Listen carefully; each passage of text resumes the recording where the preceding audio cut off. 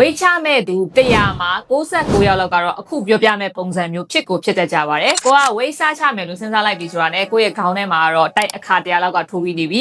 ဒီအိတ်ချမှတင်ခါ100လောက်ကလုတ်ပြီးနေပြီပေါ့နော်ဒါပေမဲ့တကယ်တမ်းဝိတ်စားချပြီဆိုရင်တော့ဟိုနားလေးကနာလာလို့ဒီနေ့ကတော့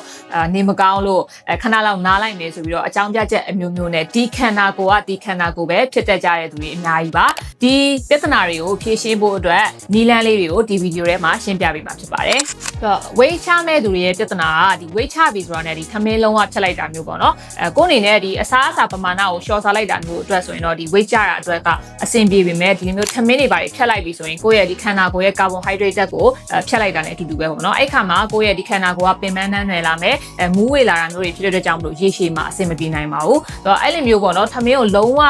ဖြတ်လိုက်တာမျိုးဖက်ဆိုင်ရင်ဒီရှော့စားတာမျိုးကတော့ပို့ပြီးတော့အဆင်ပြေတယ်ပေါ့နော်ဥပမာအဖြစ်ဆိုရင်ကွာဒီထမင်း2ပတ်ကန်စားရဲဆိုရင်ဒီထမင်း1ပတ်ကန်လောက်ရှော့စားတာမျိုးကိုပြုလုပ်ပေးတာရေရှည်အတွက်ပို့ပြီးအဆင်ပြေနိုင်မှာဖြစ်ပါတယ်ဒီနေရာမှာတချို့တွေဒီပြန်မေးလာနိုင်တဲ့မျိုးတွေလည်းရှိတယ်ပေါ့နော်ကိုကထမင်း2ပတ်ကန်ကနေ1ပတ်ကန် short စားလိုက်လို့ဆိုပြီးတော့ဒီအချိုတွေပိုစားမိတယ်ဒီအသေးစားတွေပိုစားမိလို့မထူးဆိုတာမျိုးတွေလည်းတွေ့ရတယ်ပေါ့နော်ဆိုတော့ဒီလိုမျိုးအခြေအနေမျိုးမှာဆိုရင်တော့ကိုအနေနဲ့ဒီထမင်း2ပတ်ကန်ကိုစားတယ်ဆိုရင်ထမင်း1ပတ်ကန်လောက် short စားတာမျိုးမဟုတ်ပဲねဒီထမင်း2ပတ်ကန်ထဲမှာပထမရက်ဆိုရင်ထမင်း1စွန်းလောက် short စားတာမျိုးဒုတိယရက်ဆိုရင်ထမင်း2စွန်းလောက် short စားတာမျိုးတတိယရက်ဆိုရင်ထမင်း3စွန်းလောက် short စားတာမျိုးပေါ့နော်ဒီလိုမျိုး1စွန်းချင်းစီ short စားတာမျိုးပါကိုယ့်ရဲ့ဒီအစာအိမ်ကိုအလေးချင်းဖြစ်စေမှာဖြစ်တဲ့အတွက်ကြောင့်မလို့ပိုင်းမဝအောင်ဆိုတဲ့ခံစားချက်ကိုမရရှိစေတော့ဘူးပေါ့နော်ဆိုတော့ဒီလိုမျိုးလေးတွေသွားလို့ရပါတယ်နောက်တစ်ခုကတော့ဒီ weight ချပြီဆိုတာနဲ့ငရဲကြနေသူမျိုးပဲပေါ့နော်အသေးအတန်လေးချင်းကန်တွေလုပ်တဲ့ဂျင်တွေသွားကြတယ်ပေါ့နော်အသေးအတန်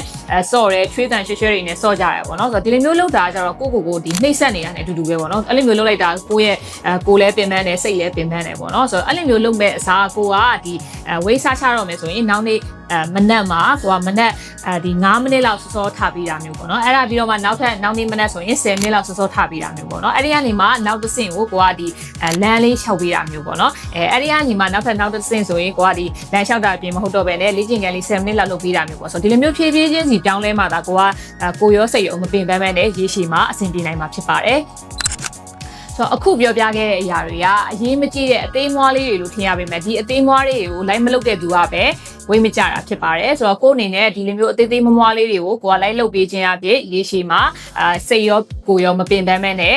ဝိတ်ကြနိုင်မှာဖြစ်ပါတယ်ဆိုတော့နောက်ဆုံးအနေနဲ့ပြောပြချင်တာကကိုကဝိတ်ချတယ်ဆိုတာစိတ်ညစ်မခံပါနဲ့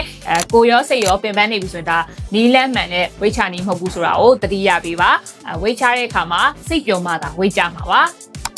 ဆိုတော့အခုပြောပြခဲ့တဲ့အချက်တွေကို like လုပ်နေတဲ့သူတွေရှိရဆိုရင်လည်း comment မှာခြာရေးပေးသွားလို့ရပါတယ်အဲ့ဒီနီလန်းတွေကိုသုံးပြီးတော့ဝိတ်ကြသွားတဲ့သူတွေရှိတယ်ဆိုရင်လည်း comment မှာရေးပေးသွားလို့ရပါတယ်အခုလိုမျိုးဝိတ်ကြတာနဲ့ပတ်သက်တာကျမ်းမာရေးနဲ့ပတ်သက်တဲ့ဗဟုသုတတွေကိုသိချင်တယ်ဆိုရင်တော့ဒီ channel လေးကို like and follow လုပ်ပေးဖို့မမေ့ပါနဲ့နော်